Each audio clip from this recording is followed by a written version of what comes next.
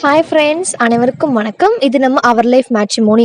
இந்த ஆடியோ பார்த்தீங்கன்னா, டாக்டர், பொண்ணு மற்றும் பசங்களுக்காக இந்த ஆடியோ வெளியிடுறாங்க. இது ஆல்ரெடி நம்ம வாட்ஸ்அப் குரூப்பில் வெளியிட்டிருக்கோங்க. எல்லாத்துக்கும் யூஸ்ஃபுல்லாக இருக்குது அப்படிங்கிறதுனால நம்ம யூடியூப் சேனலில் வெளியிட்டிருக்கோங்க. உங்கள் வீட்லேயும் உங்கள் பொண்ணுக்கு பையனுக்கு வரன் பார்த்துட்டு இருக்கீங்கன்னா இந்த ஆடியோவை கேளுங்க, உங்களுக்கு யூஸ்ஃபுல்லாக இருக்கும். அனைவருக்கும் வணக்கங்க. நான் அவர் லைஃப் மேட்ரிமோனியிலிருந்து சீனிவாசன் பேசுகிறேன். இந்த பதிவு பார்த்தீங்க அப்படின்னா டாக்டர் பெண்கள் மற்றும் ஆண்களுக்குரிய பதிவு இது வெளியிடுறேங்க. போன பதிவில் பார்த்தீங்க அப்படின்னா ஆடியோ பதிவில் பேசியிருந்த கேட்டுட்டு நிறைய பேர் பார்த்தீங்கன்னா வாட்ஸ்அப்லேயும் இல்லை ஃபோன்லேயும் பார்த்தீங்கன்னா ஒரு சிலர் நேரில் கூட வந்தவங்க சொன்னாங்க, நீங்கள் நல்லா பேசியிருந்தீங்க, எங்களுக்கு பயனுள்ளதாக இருந்துச்சு அப்படின்னு. அதற்காக ரொம்ப நன்றியை தெரிவிச்சுக்கிறேங்க. இப்போ இந்த மாதம் நம்ம சொல்ல வர்றது என்னென்னா, இந்த மாதத்தில் நம்மளுடைய மேட்ரிமோனியில் டாக்டர் பெண்கள் மற்றும் ஆண்களுடைய விவரங்கள் அப்படின்னு பார்த்தீங்க அப்படின்னா, டாக்டர் பொண்ணுங்க பார்த்தீங்கன்னா 308 பொண்ணுங்க இருக்காங்க. பையங்க பார்த்தீங்கன்னா 130 பையங்க டாக்டரில் இருக்காங்க. இதில் பார்த்தீங்கன்னா சுத்த ஜாதக பெண்கள் பார்த்தீங்கன்னா 119 பேருங்க.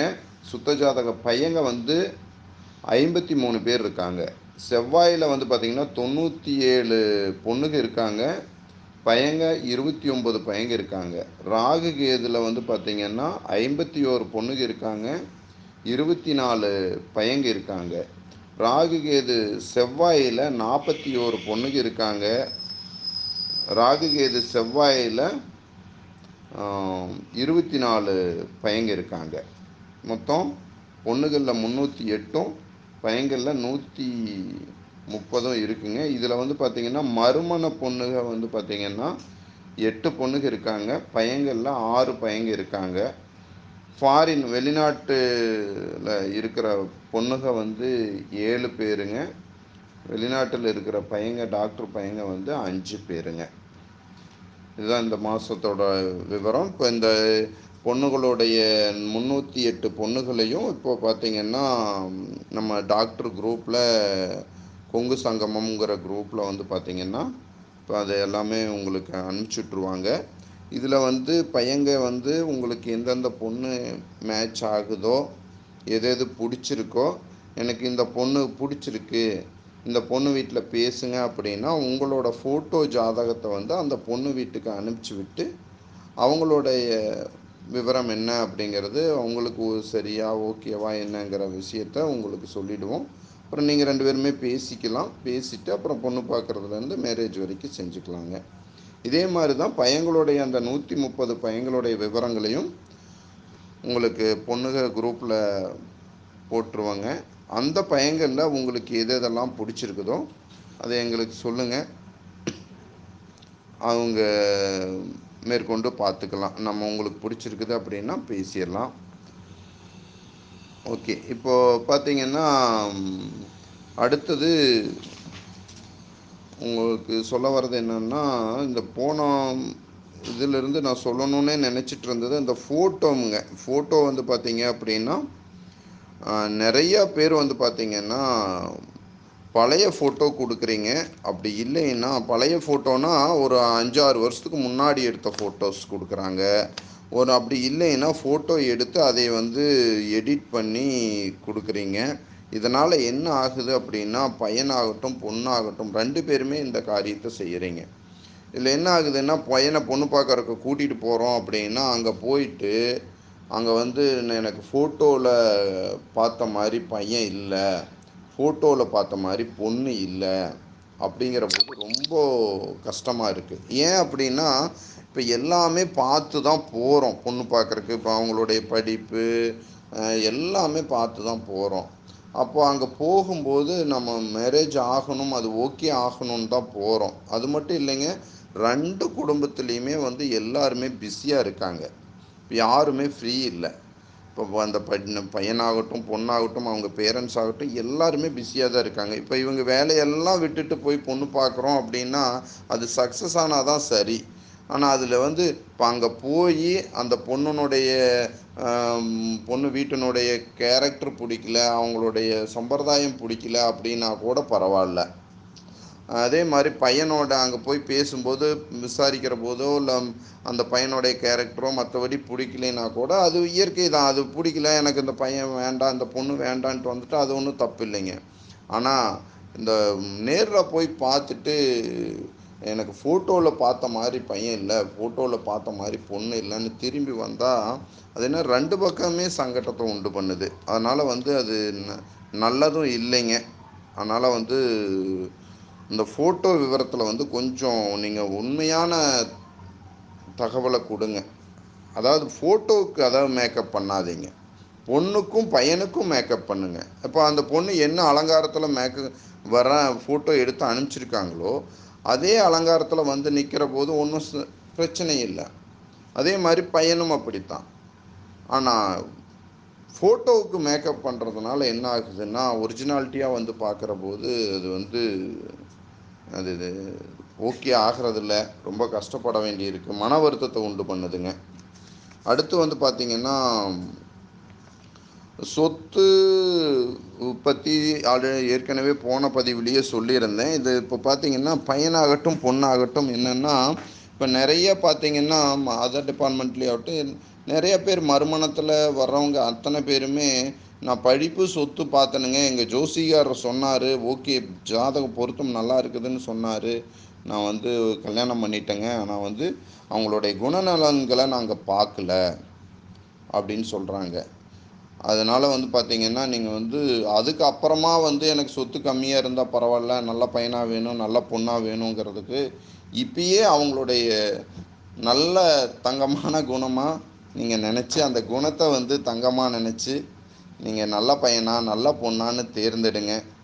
கொஞ்சம் முன்ன பின்ன அதை ரொம்ப கம்மியாக இருக்குது அப்படின்னா உங்களால் வாழ முடியாது, அந்த சொத்தில் வாழ முடியாதுன்னா ஓகே, பையனாகட்டும் பொண்ணாகட்டும், அதுவும் பொண்ணு வீடு சொன்னால் கூட பரவாயில்ல, ஆனால் அது பையன் வீட்டுக்கு வந்து மேட்ச் ஆகாது. ஏன்னா பையன் வீடு பொண்ணு தான் நம்ம வீட்டில் வந்து வாழப்போகுது, அப்புறம் அங்கே சொத்து இருந்தால் என்ன இல்லைன்னா என்ன, அதுதான் சரி.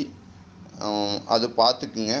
அடுத்து வந்து பார்த்திங்க அப்படின்னா படிப்பில் அப்படி தான் ஒரு சிலர் வந்து அவங்க விருப்பத்துக்கு அதாவது இந்த படிப்பு இருந்தால் என்னால் லைஃப் ரன் பண்ண முடியும், இப்படி இருந்தால் தான் ரன் பண்ண முடியும்னு சொல்கிறாங்க. இப்போ நான் வந்து எம்எஸ் படிச்சிருக்கேன், அதே மாதிரி எம்எஸ் படித்த பொண்ணு வேணும், எம்டி படிச்சிருக்கேன், எம்டி படித்த பொண்ணு வேணும், அதில் மட்டும் இல்லைங்க, அதில் இந்த டிபார்ட்மெண்ட்டு வேணும். எம்டினா இதில் வந்து ஜென்ரல் மெடிசன், அனஸ்தீசியா இப்படி இருக்கு இல்லைங்களா, அதில் எனக்கு இதுதான் வேணும்னு வேறு பார்க்குறேன். இது மட்டுமே வாழ்க்கை இல்லைங்க, எவ்வளவோ விஷயம் இருக்குது. எத்தனை பேர் வாழ்கிறாங்க பூமியில், எல்லாரும் இப்படியே தான் பார்த்து வாழ்கிறாங்களா? உங்களுக்கு இப்படி இருந்தால் தான் பெட்டராக இருக்கும் அப்படின்னா நீங்கள் நிறையா, அதாவது ஒரு பொண்ணாகட்டும் ஒரு பையனாகட்டும் அவங்களுக்குள்ள அநேக விஷயங்கள் இருக்குது, அநேக காரியங்கள் இருக்குது. ஒரு விஷயத்தில் ட்ராப்பாக இருந்தால் நிறைய விஷயத்தில் அவங்க ப்ளஸ்ஸாக இருப்பாங்க. இல்லை எல்லாருமே சமம் தான், இதில் இருந்தால் தான் கரெக்டாக இருக்கும் அப்படின்னலாம் இல்லைங்க. அதாவது ஒரு டாக்டராக இருந்தால் ஒன்றும் இல்லை. இப்போ உதாரணத்துக்கு வந்து பார்த்திங்கன்னா நான் ஏற்கனவே சொல்லியிருக்கேன்னு நினைக்கிறேன் ஒரு பதிவில், இப்போ நம்ம வீட்டு கட்டுத்தாரையில் ஒரு மாடு கட்டி கிடக்குது.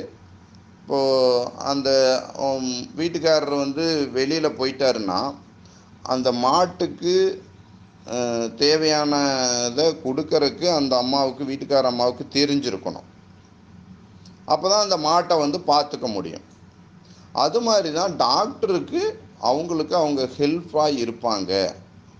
ஒரு டாக்டராக இருந்தால் ஒரு நாளைக்கு ஹாஸ்பிட்டலில் வச்சுருக்கோம், இல்லை ஒரு பேச்சுவார்த்தைக்கு அது மேட்ச் ஆகுங்கிறதுக்காக தான் பார்ப்பாங்களே தவிர எனக்கு இந்த டிபார்ட்மெண்ட் இருந்தால் தான் இவ்வளோ வருமானம் வரும், இப்படி நாங்கள் வேலைக்கு போகும், எத்தனை விஷயம் இருக்குது. ஒரு குழந்தைக்கு அம்மாவாக இருக்கிறது, அப்பாவாக இருக்கிறது, நல்லா கேரக்டரில் இருக்கிறது, எவ்வளவோ இருக்குது.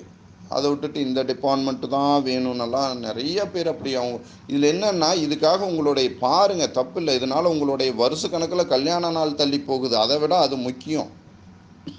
அதுக்கு தான் பேசுகிறேன். நான் கல்யாண நாள் தள்ளி போகலை அப்படின்னா நீங்கள் பெட்டராக பார்த்து நான் அதுலேயே முடிக்கிறதுல ஒன்றும் தப்பே கிடையாது. நீங்கள் அதனால் அது பார்த்துக்குங்க. அடுத்து வந்து பார்த்தீங்க அப்படின்னா நிறையா பேர் என்கிட்ட சொல்கிறது என்னென்னா, எங்கள் பொண்ணு எங்கள் பையன், ஒரு சில பேரண்ட்ஸ், பையன் வீட்டு பேரண்ட்ஸும் சரி, பொண்ணு வீட்டு பேரண்ட்ஸும் சரி, எம்பிபிஎஸ் படிக்க வச்சனுங்க, எம்டி படிக்க வச்சனுங்க, அவங்க வந்து என் பேச்சை கேட்கறதில்ல அப்படின்னு. அது நீங்கள் வந்து நீங்களாக ஏற்படுத்திக்கிறது தான். இனிமேலாவது அவங்களுக்கு புத்தி சொல்லுங்கள். பேரண்ட்ஸ் பேச்சு, அதாவது கல்யாணம் அப்படிங்கிற இடத்துல வந்து பார்த்திங்கன்னா, பத்திரிக்கையில் நம்ம ஒரு விஷயம் போடுவோம். என்ன அப்படின்னா, பெரியோர்களால் நிச்சயிக்கப்பட்டு அப்படிங்கிற விஷயத்த போடுவோங்க. அந்த பெரியோர்களால் நிச்சயிக்கப்பட்டுங்கிற விஷயம் இருக்கிற போது இதை காமிச்சு நாங்கள் சொன்னால் சரின்னு சொல்லுங்கள். அந்த புள்ள அதாவது ரொம்ப பிடிக்கல வேண்டாம், ஓரளவுக்கு பிடிச்சிருக்குதா ஓகே பண்ணுங்க, அடுத்தது கல்யாணத்துக்கு போகலான்னு அவங்களுக்கு புத்தி சொல்லுங்கள். அதே மாதிரி தான் பொண்ணுக்கும் அப்படித்தான். அது நீங்கள் கொஞ்சம் அதை எடுத்து சொல்லுங்கள் அவங்களுக்கு. நிறைய பேர் வந்து பார்த்திங்கன்னா, இதனாலேயே வந்து கல்யாணம் தள்ளி போயிட்டுருக்கு. அவங்க பெற்றவங்களுடைய பேச்சு கேட்காதனால கல்யாணம் தள்ளி போயிட்டுருக்குதுங்க. அதில் நீங்கள் பார்த்து சொல்லிவிடுங்க. அடுத்து வந்து பார்த்தீங்க அப்படின்னா, ஜோசியம் ஆல்ரெடி நான் போன பதிவுலேயும் சொல்லியிருந்தேன். இது மறுபடியும் இன்னொரு தடவை சொல்கிறேன். ஜோசியத்தை பற்றி சொல்கிறதுக்கு முன்னாடி, இப்போ நம்ம ஒரு விஷயத்தை பற்றி சொல்லும்போது அதில் இவருக்கு என்ன அனுபவம் இருக்குது, இவர் சொல்கிறார் அப்படிங்கிறது அப்படின்னு யோசிக்க தோணும். அதனால் நான் சொல்கிறேனுங்க, நான் படித்தது. நான் வேதங்கள், ஹிந்து மத வேதங்கள், புராணம், இதிகாசங்கள், உபநிஷதம், ஜோதிட சாஸ்திரம் இது படிச்சிருக்கிறேனுங்க. அதனால் நான் இதை சொல்ல முடியும் அப்படிங்கிறதுனால சொல்கிறேனுங்க. ஒரு ஜோதிடர்கிட்ட போய் நீங்கள் வந்து பொருத்தம் பார்க்குறீங்க. இந்த ஜோசியத்தை பற்றி பின்னாடி அது ஏன்னா நிறைகுடம் தான் தழும்பாதுன்னு சொல்லுவாங்க. அதனால் நான் ஜோசியத்தை பற்றி ஒரு நாள் கட்டாயமாக முழுசும் நான் உங்களுக்கு வந்து ஒரு பதிவு வெளியிட போகிறேன். அது சும்மா ஒரு வார்த்தை 2 வார்த்தை வந்து சொல்கிறதுல வந்து அது சரியாக இருக்காது. இருந்தாலும் இந்த இடத்துல ஒன்று சொல்லணும், உங்களுக்கு ஒரு தூண்டுதலாக இருக்கும் அப்படிங்கிறக்காக இது சொல்கிறேனுங்க. இப்போ நீங்கள் வந்து பொருத்தம் பார்க்குறீங்க. பொருத்தம் பார்க்குற போது அவர் வந்து பார்த்திங்கன்னா, இந்த பையனுக்கும் இந்த பொண்ணுக்கும் குழந்த பிறக்கும், இந்த பையனும் இந்த பொண்ணும் ஒற்றுமையாக வாழ்வாங்க, இந்த பையனும் இந்த பொண்ணும் செல்வாக்காக வாழ்வாங்க, இந்த பையனும் இந்த பொண்ணும் பார்த்திங்கன்னா தீர்காயுசாக வாழ்வாங்க. இத்தனை ஃப்யூச்சர் சொல்கிற ஜோசிகாரனால 2 பேர்த்தோடைய ஜாதகத்தையும் கையில் வச்சுக்கிட்டு இவங்க 2 பேரும் தான் கல்யாணம் வைப்பாங்க அப்படின்னு ஏன் சொல்ல முடியறதில்ல? சொல்லலாமே. இத்தனையும் சொல்கிறாங்க. இது எப்பயோ நடக்க போகிற விஷயங்களை சொல்கிறவங்க 3 மாதத்தில் 6 மாதத்தில் கல்யாணம் வைக்க போகிறோம், இவங்க 2 பேரும் தான் கல்யாணம் பண்ணுவாங்க, நீங்கள் வேறு ஜாதகம் பார்க்காதீங்க அப்படின்னு சொல்லலாமே. இவங்க 2 பேர் பொண்ணு பார்த்தா 2 பேர்த்துக்கு பிடிக்காது, இல்லை பிடிக்கும் அப்படின்னு சொல்லலாமே. 3 ஜோசிகார் 4 ஜோசிகார்கிட்ட பொருத்தம் பார்த்து அங்கே போய் பார்த்தா பொண்ணுக்கும் பையனுக்கும் பிடிக்கல. அப்புறம் என்ன பொருத்தம் பார்த்ததுனுடைய அர்த்தம் என்ன? எங்களுடைய ஆஸ்தான ஜோதிடர், நாங்கள் வந்து புக் பண்ணி தான் அந்த ஜோசிகாரர்கிட்ட பார்க்குறோம், அப்பாயின்மெண்ட் போடுறட்டு 5 நாள் கழித்து தான் அவரை பார்க்கவே முடியும், எல்லாமே ஓகே தான். ஆனால் ரிசல்ட் இல்லையே. அது பாருங்கள், அது உங்களோட இத்தனை நாளாக ஒரு பொண்ணாகட்டும் பையனாகட்டும் பெற்று வளர்த்தி ஒரு ஆசையோட ஒரு கற்பனையோட அவங்களுடைய வாழ்க்கைக்கு தேவையான அத்தனையும் செஞ்சு ஒரு நல்லபடியாக படிக்க வச்சு எல்லாமே செஞ்சுருக்கோம். ஆனால் கடைசியாக அவங்களுடைய வாழ்க்கையை கொண்டுட்டு போய் ஒருத்தர் கையில் கொடுக்குறோம், ஜோதிடர் கையில். அவர் வந்து இதை வந்து சரியாக தீர்மானிக்கிறதுக்கு அவர் வந்து சரியான பர்சனா, இவருக்கு என் பையனோடைய என் பொண்ணோட வாழ்க்கையை தீர்மானிக்கக்கூடிய தகுதி இவருக்கு இருக்குதான்னு நீங்கள் செக் பண்ணி பாருங்கள். அது உங்களுடைய இதுக்கு மேலே நான் அந்த ஜோதிட இது பேசும்போது பேசுகிறேன். இதை நீங்கள் பார்த்துட்டு நீங்கள் பாருங்கள். ஏன்னா இதனால் நிறைய பேர்த்தோட வாழ்க்கை போகுது.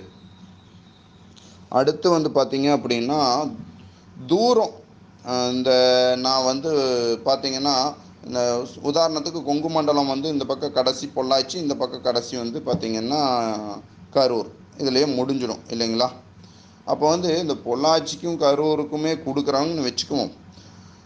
பொள்ளாச்சிக்கும் கரூருக்கும் வந்து பார்த்திங்கன்னா அநேக திருமணங்கள் நடந்திருக்குது, நல்லா தான் வாழ்கிறாங்க. ஆனால் இப்போ என்ன ஆகுதுன்னா, நிறைய பேர் வந்து பார்த்திங்கன்னா இந்த இதுக்குள்ளே, இப்போ உதாரணத்துக்கு பார்த்திங்கன்னா ஈரோட்டுக்கும் கரூருக்குமே தூரம்ங்கிறாங்க, கோயம்புத்தூருக்கும் ஈரோட்டுக்கும் தூரங்கிறவங்களும் உண்டு, ஏன் கரூருக்கு நாமக்கலுக்கும் கூட தூரங்கிறவங்க கூட இருக்கிறாங்க ஒரு சிலர். இப்போ நான் அவங்களுக்கு என்ன சொல்கிறேன் அப்படின்னா பார்த்திங்கன்னா, எவ்வளவோ விஷயம் இருக்குது. இப்போ நீங்கள் கல்யாணம் பண்ணியிருக்கீங்க, அதாவது அந்த பொண்ணோட கல்யாணம் பண்ணியிருக்கிற அந்த பொண்ணோட அம்மாவோட அப்பா அம்மா எவ்வளோ தடவை ஒரு வாரத்துக்கு வந்து போகிறாங்க, இல்லை நீங்கள் அவங்க வீட்டுக்கு எத்தனை தடவை வந்து போகிறீங்க. ஏதோ இந்த காலத்தில் எல்லாருமே பிஸியாக இருக்கும், நல்லது கெட்டன்னா தான் போகிறோம். அப்படி ஒரு உரம்பர உத்தராராக தான் பார்க்க வேண்டி இருக்கு அவங்கள. அப்படி இருக்க அதுக்காக வந்து ஒரு நல்ல அந்த பையன் பண்ண படிப்பு நான் பிடிச்சிருக்கலாம், அந்த பையனுடைய எல்லாமே பிடிச்சிருக்கு. ஒரு சிலர்லாம் பார்த்தீங்கன்னா எல்லாமே பிடிச்சிருக்குதுங்க, ஜாதகம் நல்லா இருக்குது, எல்லாமே நல்லா இருக்குதுங்க, ஆனால் எனக்கு வந்து தூரம் அப்படிங்கிறாங்க. அந்த தூரத்தை அட்ஜஸ்ட் பண்ணிக்கிங்க. வேறு ஏன்னா நம்ம எல்லாமே நல்லா இருக்குது, அதை பாருங்க. இப்போ நாளைக்கு வந்து வேறு ஏதோ ஒரு ரிஸ்க் வந்துச்சுன்னா, நம்மளுக்கு தெரியாத ஒரு ரிஸ்க் வருதுன்னா அதை நம்ம ஏற்றுக்குத்தானே ஆகணும். இது தெரிஞ்ச ரிஸ்க் தானே, இது ஈஸியாக எடுக்கக்கூடியது தான். அதனால் கொஞ்சம் உங்களுக்கு முடிஞ்ச அளவுக்கு இது அட்ஜஸ்ட் பண்ணி பாருங்கன்னு சொல்ல வரேன். அடுத்து வந்து பார்த்திங்கன்னா, இது எல்லாருமே வந்து பார்த்திங்க அப்படின்னா அந்த கேரிங் வந்து போன பதிவில் சொன்னேன், கேரிங் கம்மியாக இருக்குது, பதிவு பண்ணுறீங்க, எனக்கு இந்த பையனை பிடிச்சிருக்குது, இந்த பொண்ணை பிடிச்சிருக்குதுன்னு சொல்கிறதே இல்லை அப்படின்னு. அது இப்போவும் அது நடக்குது. போன மாதத்தில் யாரெல்லாம் கேரிங் எடுத்துக்கிட்டாங்களோ அவங்க தான் இந்த மாதமும் கேரிங் எடுத்துக்கிறாங்க. கொஞ்சம் பேர் ஏதோ பேசுனதுனால நான் உங்கள் கேட்டேன், பார்த்தீங்கன்னா கொஞ்சம் பேர் மட்டும் இப்போது கேரிங் எடுத்துக்கிறீங்க. அதுக்காக அவங்களுக்கும் நன்றி தெரிவிச்சுக்கிறேனுங்க. ஏன்னா எனக்கு இது கடமையாக இருக்குது, அதனால் சொல்ல வரேன். ரெண்டாவது வந்து பார்த்தீங்க அப்படின்னா, அடுத்து எல்லாருமே வந்து பார்த்திங்கன்னா உங்களோட இது வந்து இதுக்குன்னு ஒரு நேரத்தை ஒதுக்கிக்கிங்க. நான் வந்து மறந்துட்டேன் இல்லை பார்க்கல அப்படின்னு ஜாதகம் அனுப்பிச்சி விட்டா பார்க்கல, அங்கே போயிட்டேன் இங்கே போயிட்டேன்னு சொல்கிறீங்க. இது உங்கள் குழந்தைகளோட வாழ்க்கை. அதனால் வந்து அதுக்குன்னு ஒரு டைம் ஒதுக்கி அந்த நேரத்துலையாவது அது பார்த்துட்டு சொன்னீங்க அப்படின்னா அது நல்லாயிருக்கும். அது பார்த்துக்குங்க. அனைவருக்கும் நன்றி, வணக்கம்.